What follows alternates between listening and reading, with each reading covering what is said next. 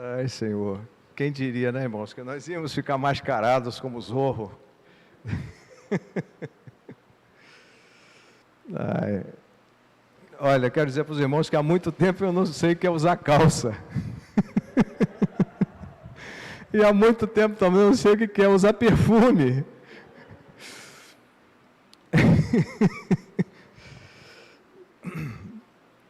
Mas é um prazer estar aqui com os irmãos nesta noite. Agradecer a vida preciosa do pastor Eusébio, toda a sua família. E participar, né, com os irmãos aqui. Eliane estava dizendo aqui, quase um ano a gente não vem aqui, né? Eu acho que é muito tempo, né? Um ano, acho que é menos um pouco. Mas eu tenho orado pelos irmãos todos os dias, orado pelo nosso pastor, porque eu sei que a nossa luta não é contra carne e sangue, mas sim contra principados e potestades, contra as forças espirituais do mal das regiões celestes.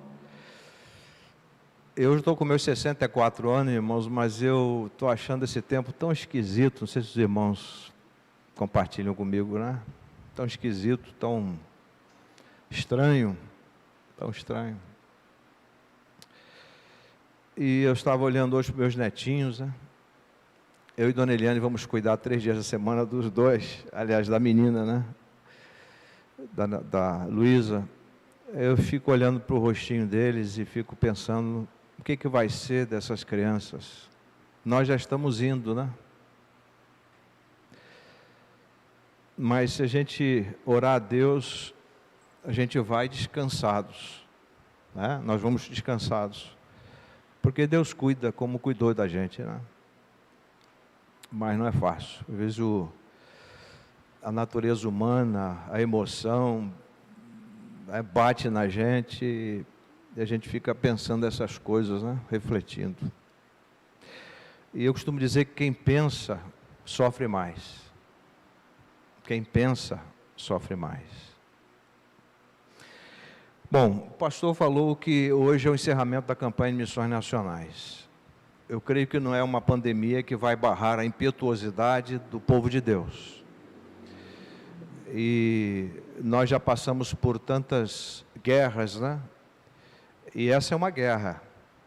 Só que é uma guerra bacteriológica, né? Bacteriológica, uma guerra biológica, uma guerra contra um vírus. Mas o mundo sofreu muito com outras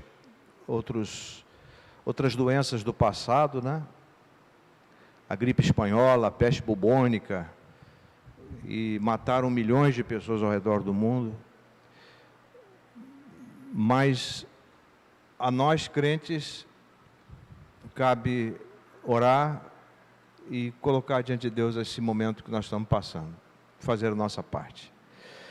Eu estava orando e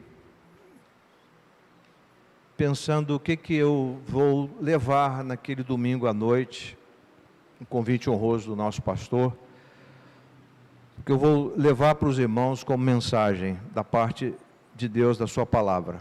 Eu pensei no Getsemane. Vamos abrir lá em Mateus, capítulo 26.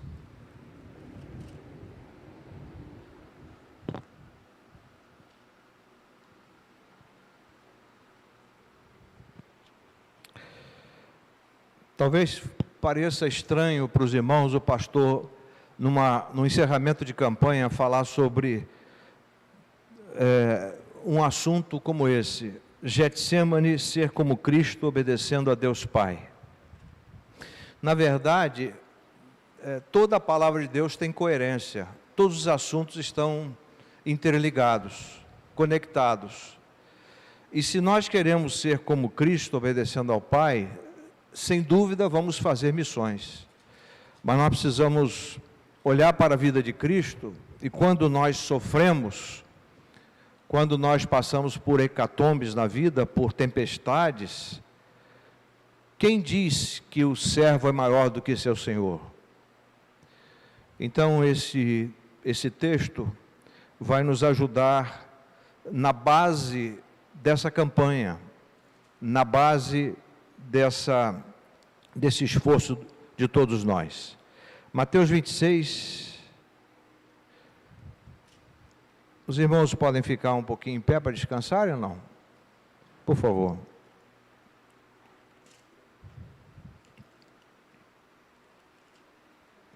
Mateus 26, de 36 a 46.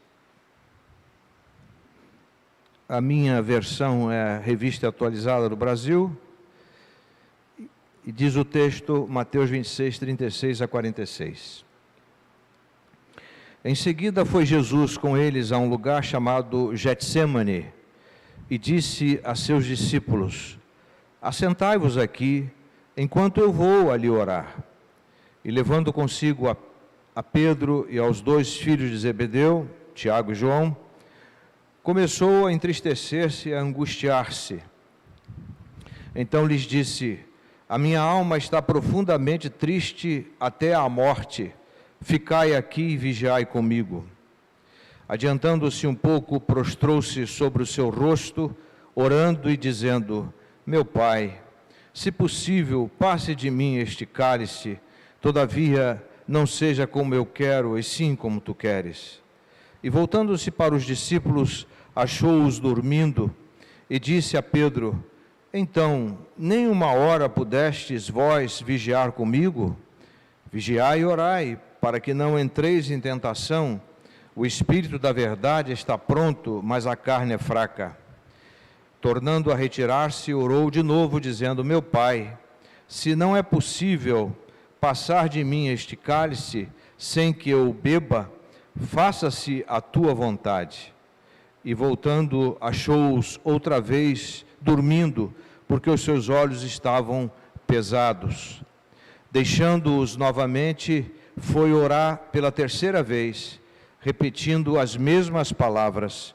Então voltou para os discípulos e lhes disse: ainda dormis e repousais? Eis que é chegada a hora, e o Filho do Homem está sendo entregue nas mãos de pecadores. Levantai-vos, vamos, eis que o traidor se aproxima. Que o Senhor possa aplicar esta palavra ao nosso coração. Por favor, poder sentar. Vou fechar aqui, senão as páginas vão voar. Bom, os irmãos sabem que esse texto de Jesus ali no Getsêmani, naquele lagar de azeite, né, aquela região de oliveiras, no sopé do Monte das Oliveiras, foi após a Páscoa, né, a celebração da ceia, dos versos 26 a 30, no contexto anterior. E também nós temos, nesse contexto anterior, depois da Páscoa, a profecia de Jesus sobre a negação de Pedro. Antes que o galho cante, você terá me negado 3 vezes, porque Pedro, ele se arrogou defender Jesus, e Jesus o colocou no seu lugar e mostrou que o coração do homem é enganoso e que nós não podemos confiar em nós mesmos, temos que confiar no Senhor. O texto de Mateus 26, 36 a 46, nos aponta para esse tema, Getsêmani, ser como Cristo, obedecendo a Deus Pai. O grande desafio para vocês e para mim, para todos nós aqui, é imitarmos o Senhor Jesus Cristo, sermos semelhantes a Ele, olharmos para o seu exemplo, para a missão que Ele veio cumprir e a fez com perfeição e a cumpriu com perfeição. Deus se agrada quando nós somos obedientes a Ele. E uma campanha missionária, um olhar para os campos, uma colocação de oração, de caminhada até os campos ou financeiramente, esses passos são, sem dúvida alguma, de obediência. Interessante que a palavra, o substantivo obediência, eu estava vendo num dicionário muito interessante, quem gosta de escrever, quem gosta de ler, o dicionário analógico de Francisco Azevedo, muito bom. Ele coloca as vertentes dessa palavra obediência, e ele cita algumas palavras que talvez os irmãos nunca tenham ouvido.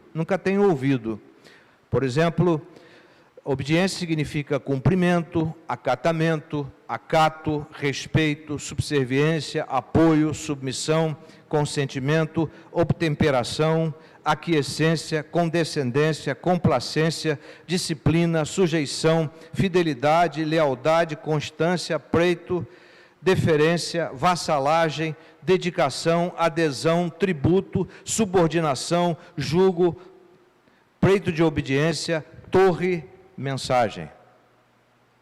Todas essas palavras têm a ver com a palavra obediência, com o substantivo obediência.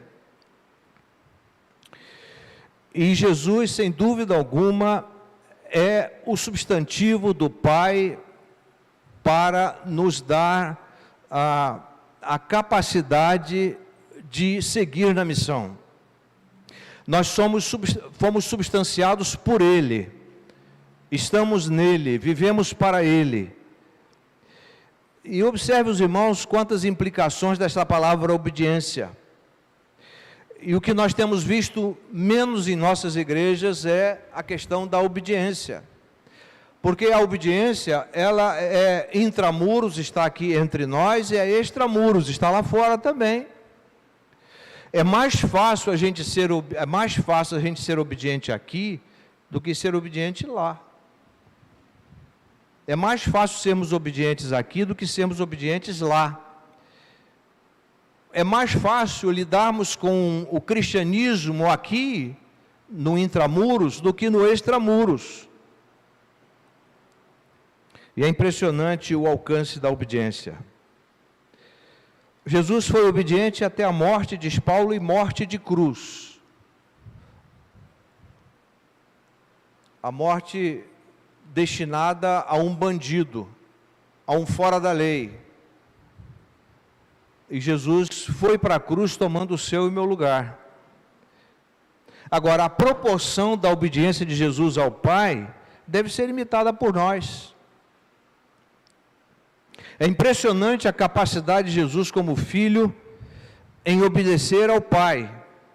Não numa obediência condicional, mas numa obediência incondicional. Na verdadeira obediência não há barganha, mas entrega sem reservas. Jesus se entregou sem reservas para cumprir a missão, para morrer por você e por mim, para salvar a sua igreja, para redimir a sua igreja. Então, uma vez que se coloca a mão no arado, não se pode olhar para trás. O nosso compromisso é olharmos para frente, olharmos para Jesus, o autor e o consumador da fé, olharmos para a sua obra, olharmos para os seus desafios, olharmos para a sua compaixão pelos perdidos. Jesus se deixou pregar na cruz, fazendo toda a vontade do Pai. Voluntariamente. Quando Paulo diz assim, já estou crucificado com Cristo e vivo, não mais eu, mas Cristo vive a sua vida em mim, ele está fazendo isso de forma voluntária.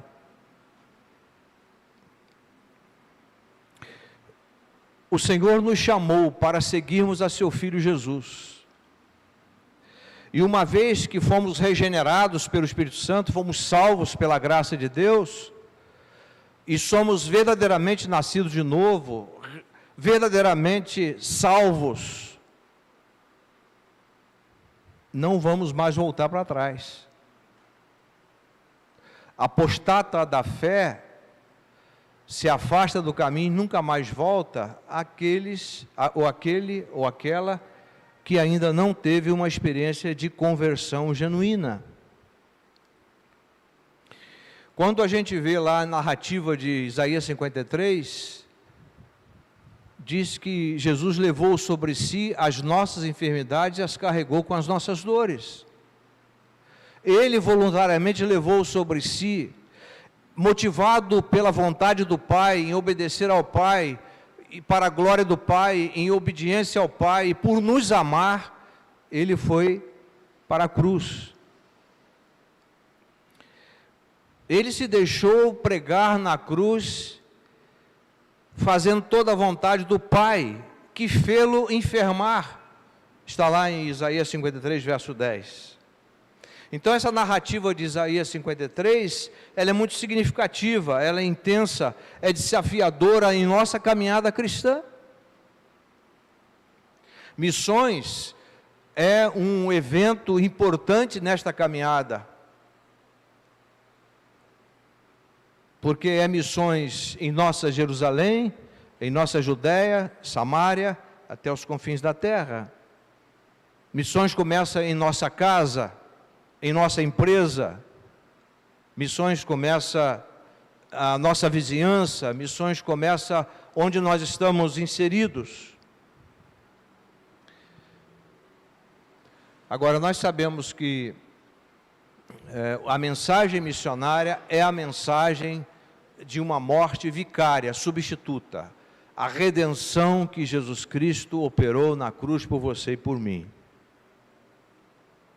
A experiência do Getsemane é a experiência do trabalho ou do descanso-trabalho. Vocês percebem que 3 vezes Jesus encontrou os discípulos dormindo. Hoje eu achei interessante, meu netinho estava lá, tomou bastante banho lá na piscinazinha lá, e daqui a pouco, vovô, eu quero só me dar um suco de uva, e eu vou lá para a poltrona ver televisão. Quando eu olhei para lá, a gente tem que estar monitorando, né? Ele estava assim, ó. Trabalhou muito durante o dia, estava cansado. E aí eu peguei, vem cá, filho, netinho, vou deitar você aqui. Deitei, ele ficou lá adormecido. Os discípulos estavam cansados. E Jesus os encontrou dormindo. Muitas vezes a igreja está cansada. Não cansada de trabalhar, mas cansada da omissão, cansada da acomodação, cansada da mesmice, cansada de uma religiosidade que não produz vida, e ela adormece. No momento como esse que nós estamos vendo de pandemia, a igreja não pode dormir. Eu estou me acostumando em casa, eu não acho isso bom. Já acho estranho sair. Não, eu fiz um propósito, já preparei os kitzinhos, vou de casa em casa da minha vizinhança entregar um folheto da Palavra de Deus, junto com um folheto sobre estresse, um folheto sobre diabetes e um folheto sobre a dengue. Vou colocar em cada caixa. A igreja não pode, como os discípulos, dormir. A igreja não pode se acomodar. A igreja precisa orar, a igreja precisa trabalhar, a igreja precisa avançar. A igreja não pode ser obstruída por um vírus.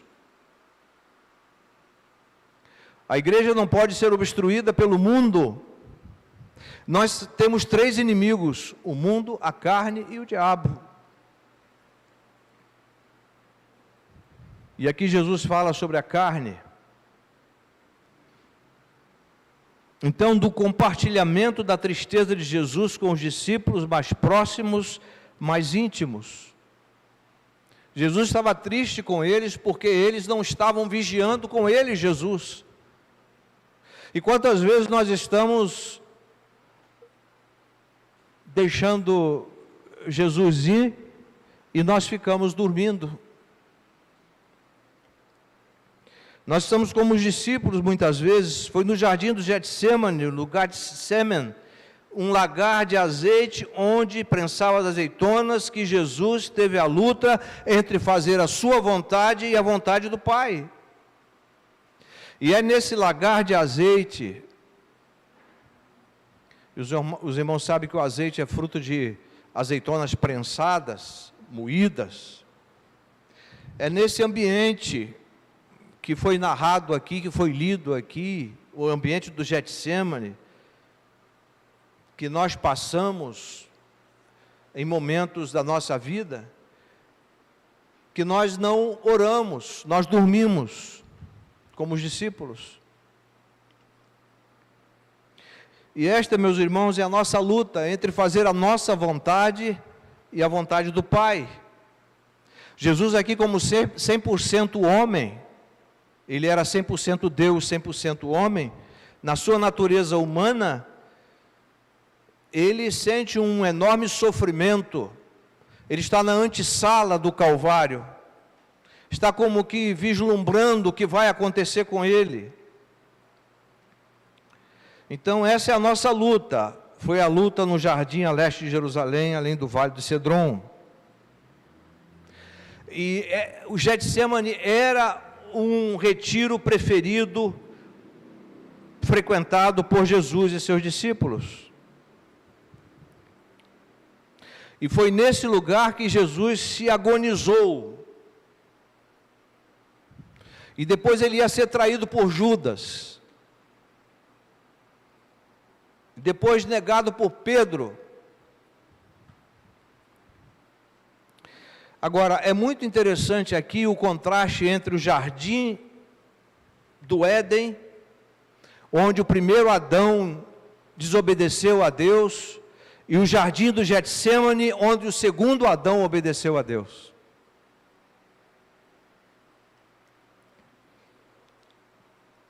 Nós não estamos mais no primeiro Adão, meus irmãos. Nós não temos mais a natureza de Adão predominante em nossas vidas, determinante em nosso viver. Nós estamos debaixo da autoridade do segundo Adão. O primeiro Adão, lá no jardim do Éden, desobedeceu, repito. O segundo Adão, no jardim do Getsemane, obedeceu: Pai, não se faça a minha, mas a tua vontade. Esse local, que é a antessala do Calvário, do Gólgota, Jesus foi prensado segundo a vontade do Pai. O Pai, como está lá em Isaías 53:10, eu me referi a esse texto anteriormente, o Pai agradou o moê-lo fazendo enfermar. Foi da vontade do Pai esmagar o Filho, fazendo sofrer até a morte em nosso favor.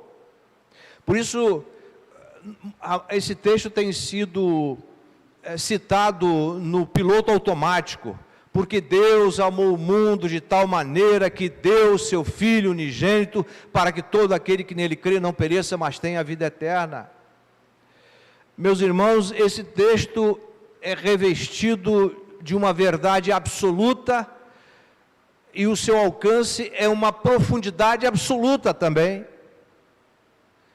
porque Deus nos amou. Não nos amou simplesmente no passado, mas nos amou de uma vez para sempre. Essa é a ideia do verbo na língua original. E esse amor de Deus por nós motivou o nosso Deus a fazer enfermar o seu Filho, esmagá-lo, determinando a sua morte na cruz. E na verdade, nós não somos maiores do que o nosso mestre, nós somos discípulos. Se o nosso mestre sofreu, nós também sofremos. Se nós passamos por angústias na vida, ele também as passou. É no sofrimento que muitas vezes, meus irmãos, nós aprendemos a obediência. Como discípulos e discípulas de Jesus, devemos ser obedientes sempre. É o custo do discipulado na relação com Jesus. Os irmãos não imaginem os missionários no próprio Brasil, nesse campo brasileiro, como eles sofrem perseguição, como eles sofrem preconceito, como às vezes eles passam por dificuldades até financeiras. Lutas tremendas, lutas espirituais. Eles estão lá no fundo do poço e nós estamos segurando as cordas. Nós não podemos dormir como os discípulos dormiram, como Pedro, Tiago e João dormiram. Nós temos que estar acordados em oração, orando sempre. Aí o gerúndio, orando sempre, processo. E também está no imperativo orai, sem cessar. A oração tanto é uma ordem, E essa ordem dá o start para o processo. Quando acaba a oração, quando Jesus voltar. A igreja não pode adormecer, a igreja não pode se cansar com obviedades da vida, a igreja não pode se cansar com aquilo que não é prioritário, a igreja precisa se cansar depois de um trabalho exausto, de um trabalho no Senhor. É o que Paulo, no final lá da apologia à ressurreição, diz: portanto, meus amados irmãos, sede, uso o verbo no imperativo, sede firmes e constantes, sempre abundantes na obra do Senhor, sabendo que o trabalho do Senhor não é vão, não é à toa, não é sem propósito. O engajamento nosso na campanha é um engajamento a partir da experiência da semelhança com Cristo. É um engajamento a partir da experiência de sofrimento no jardim do Getsemane.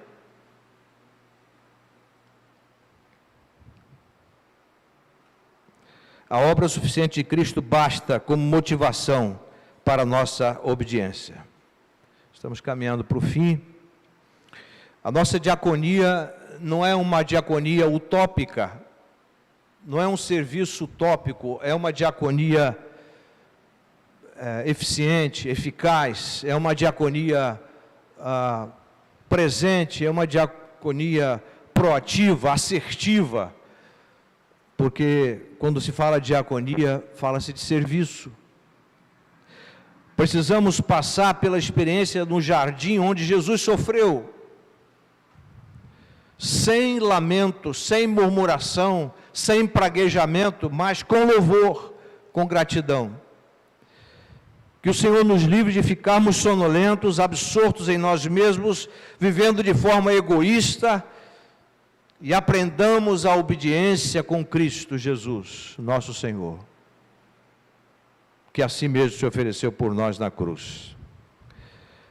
O verso 39 do texto diz: o Senhor Jesus coloca o se, isto é, se possível, passe de mim este cálice. Passe de mim, Senhor, essa missão, esse compromisso. Era que ele está aqui falando como 100% homem. Todavia não seja como eu quero. Nós muitas vezes nos concentramos em nossas acomodações, no que é mais cômodo para nós. Não seja como eu quero, mas como tu queres. O que é mais importante na nossa vida? A nossa vontade ou a vontade de Deus?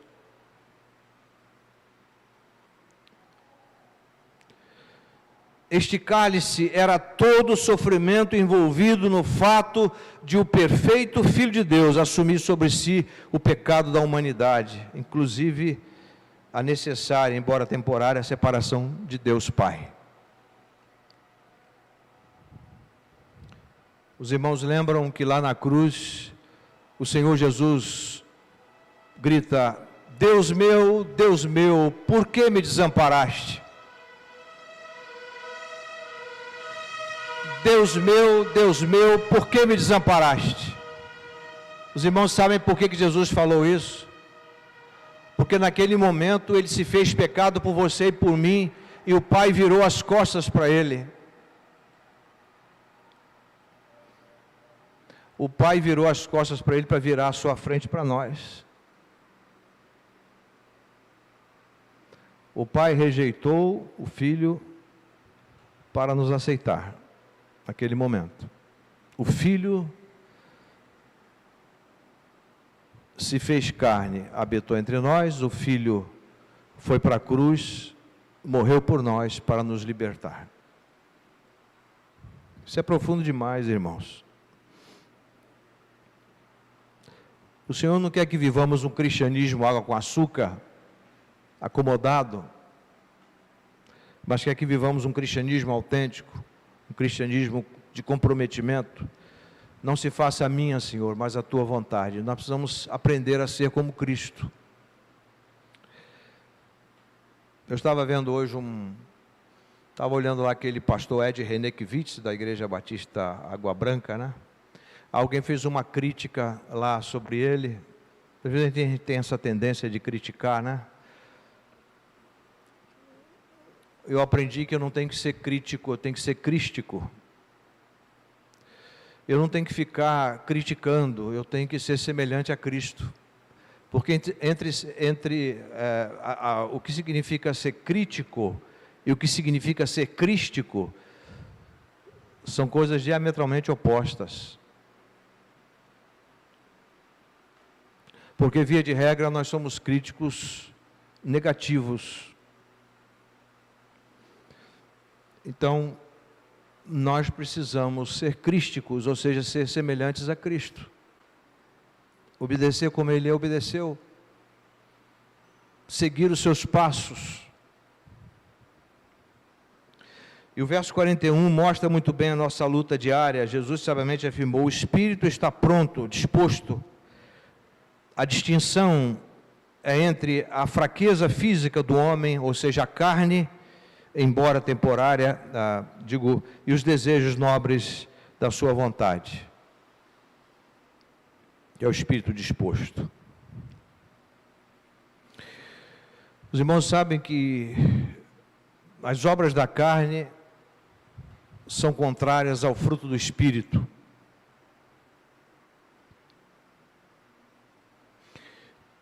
E a carne é a nossa inimiga, trabalha contra nós. O mundo trabalha contra nós, o diabo trabalha contra nós. Mas se vivermos no Espírito, venceremos as obras da carne. Se olharmos para essa mesma narrativa em Lucas 22, 39 a 46... achei interessante, fazendo aqui uma análise dos sinóticos, a visão comparada de Mateus e Marcos, né? E Lucas tem uma visão semelhante desse fato aqui, dessa história no Getsêmani. O verso 40 diz: orai para que não entreis em tentação. Você e eu somos tentados diante de um computador, somos tentados ao ver um dinheiro que não é nosso, somos tentados a pegar algo que não nos pertence, somos tentados a falar coisas que não agradam a Deus. Os irmãos sabem, tanto os menos como os mais experientes sabem, que nós somos tentados o tempo todo, em todo o tempo. Então aqui diz: orai para que não entreis em tentação. E o verso 41 de Lucas 22, de joelhos Jesus orava. De joelhos Jesus orava. E a minha pergunta é: qual foi a última vez que nós nos ajoelhamos orando pela nossa família? Qual foi a última vez que nós nos ajoelhamos orando pela igreja, pelo nosso pastor, por sua família?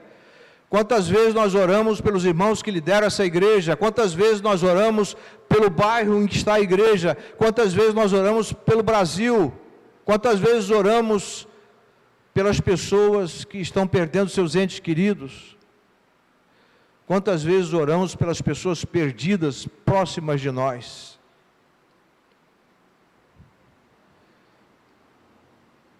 E diz o texto, verso 43, que o anjo o confortava, porque Jesus estava em agonia por você e por mim. Havia ali uma luta espiritual tremenda. E quanto mais Jesus estava em agonia, mais ele orava intensamente. Agora, o verso 45 de Lucas, nessa narrativa, diz: achou-os dormindo de tristeza.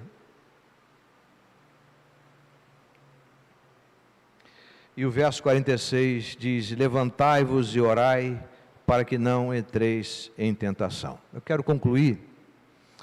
Quais são as lições práticas de valor permanente que nós aprendemos com esse texto? o desafio de sermos semelhantes a Cristo na obediência ao Pai. Primeiro, Jesus é o nosso exemplo de obediência incondicional. Ele diz assim: é-me dado todo o poder nos céus e na terra. Portanto, ide, fazei discípulos de todas as, batizando-os em nome do Pai, do Filho e do Espírito Santo, ensinando-os a guardar todas as coisas que eu vos tenho mandado. Eis que estou convosco todos os dias até a consumação dos séculos. Se vocês observarem, o ide está no imperativo, ensinando-os está no gerúndio. Há outras traduções que ensinai, né, usa o imperativo nos três passos aí. Segunda lição que aprendemos é que o sofrimento de Jesus foi atroz a partir do Jardim das Oliveiras. Ou seja, há um momento que nós temos um sofrimento, um pico lá em cima, como Jesus teve. E Jesus aqui orou, dependeu do Pai. Terceiro, assim como o azeite é fruto da prensagem das azeitonas em sofrimento, assim Jesus foi moído, prensado por amor a nós. E quando nós passamos pelo sofrimento, nós temos que agradecer a Deus e louvá-lo, porque estamos aprendendo a ser melhores. Penúltimo, devemos dia após dia fortalecer o espírito pela oração e o alimento da palavra de Deus, das Escrituras, para enfraquecermos a carne.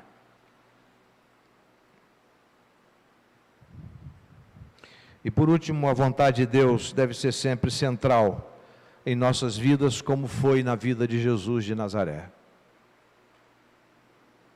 Se a vontade de Deus não é central na nossa vida, não tem sentido seguirmos e servirmos a Cristo. Obedecer é melhor do que sacrificar.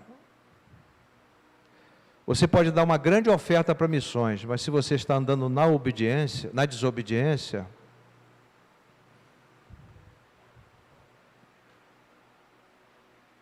a sua oferta é sacrifício. É fruto de sacrifício pessoal e não de obediência a Deus. É fruto de uma barganha e não de um louvor, de uma adoração àquele que nos deu a vida biológica e a vida em Cristo. Então, ser como Cristo, obedecendo a Deus Pai. Este é o recado da palavra de Deus para nós nessa noite. Fazendo a obra missionária, nós estamos sendo como Cristo, obedecendo ao Pai. Vamos orar. Pai, nós te agradecemos este tempo com os nossos amados irmãos e te louvamos pela existência desta igreja. E não temos dúvida de que o Senhor vai levantar aqui uma oferta de amor, de obediência dos irmãos. É o sacrifício a partir da obediência e não da vontade humana, da ostentação pessoal. Pedimos-te que sejamos como Cristo, obedecendo a Ti. Muito obrigado. Fortifica-nos na graça que é em Jesus Cristo. E que vivamos cada dia a vida de Cristo em nós, para que o mundo conheça que Ele é o único Salvador e Senhor. Em nome dEle nós oramos e agradecemos. Amém. Obrigado, pastor.